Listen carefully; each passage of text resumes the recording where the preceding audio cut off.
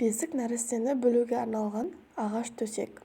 Бесік баланың тазалығына өте қолайлы. Тазалығына, аяқ-қолы мен денесінің түзу болып қалыптасуына тигізер пайдасы орасан. Нағашы жұртта әкелген бесікке әулет әжелері ерекше ықыласпен қарап, оның жөн жоралғысын жасаған. Оң ба? Оң ба? Оң ба? Нәрестені бесікке салмас бұрын тыштыма жасалады.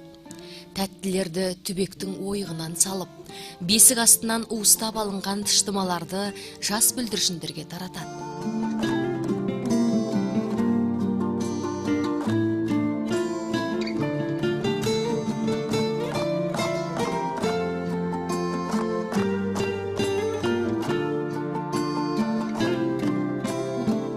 Кәрі жіліктен жасалған шүмек баланың тазалыққа үйреніп, төсегін бұлғамауға және ұзақ ұйықтауына жағдай жасайды.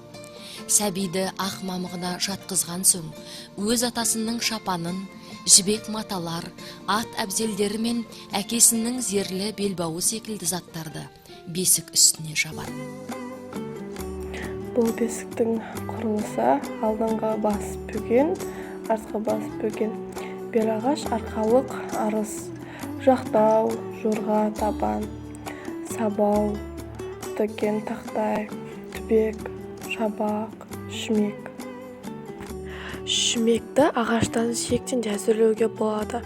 Ол баланың шүмегін асықты жіліктің асық тұрған басынан ойып әзірлейді. Ал қыз баланың шүмегін көп ұсталып майсынды болған уықтың қарыннан иінен жасайды. Ұлдыкінен қарағанда қыздікі сәл сопақтау болады.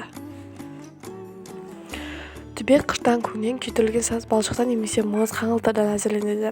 Қыстың күні сыртына кес, қайыс немесе былғардан тігілген қап кигізіп қояды.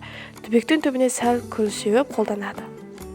Дәй басып өпешім